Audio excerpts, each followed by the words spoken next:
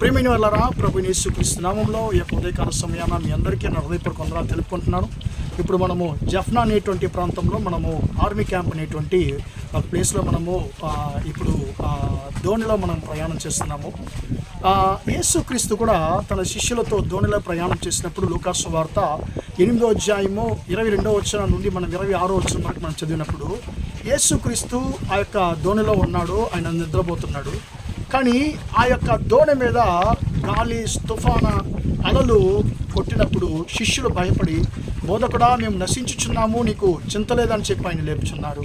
ప్రియమైన దేవుడు, ఎందుకు వారు భయపడ్డారు అని చెప్పి మనం గమనించినట్లయితే, వారితో సముద్రాన్ని సృష్టించినటువంటి యేసుక్రీస్తు ఉన్నాడు అనేటువంటిది వారు మర్చిపోయారు కాబట్టి వారు భయపడ్డారు. ప్రియమైన దేవుడు, ఈరోజు మన యొక్క సముద్ర యాత్ర మన జీవిత యాత్రకు సాదృశ్యంగా ఉంది.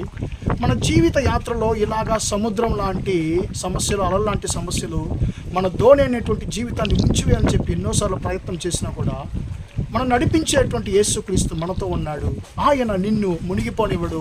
ఆయన ఖచ్చితంగా నీ జీవితంలో తన చిత్తాన్ని ఆయన నెరవేర్చుకుంటాడు. ఆయన అన్నాడు శిష్యులతో, నీ విశ్వాసము ఎక్కడని అడిగాడు. ప్రియమైన దేవుని బిడ్డలారా, ఆ శిష్యులతో ప్రశ్న అడిగినటువంటి యేసుక్రీస్తు ఈ ఉదయకాల సమయాన నిన్ను కూడా ఆ ప్రశ్న అడుగుతున్నాడు. నా కుమారుడా, నా కుమార్తె, నీ విశ్వాసం ఎక్కడ? నీ జీవితం అనే ధోనిలో నేను నీతో ఉన్నాను, ఖచ్చితంగా నేను దీవిస్తానని చెప్పి ఆయన అంటున్నాడు. కాబట్టి నిన్ను మునిగిపోనివ్వడు, నిన్ను ఆయన సముద్ర తీరానికి చేర్చే దేవుడు నీ ధోనిలో నీతో ఉన్నాడు. ప్రార్థన చేద్దామా?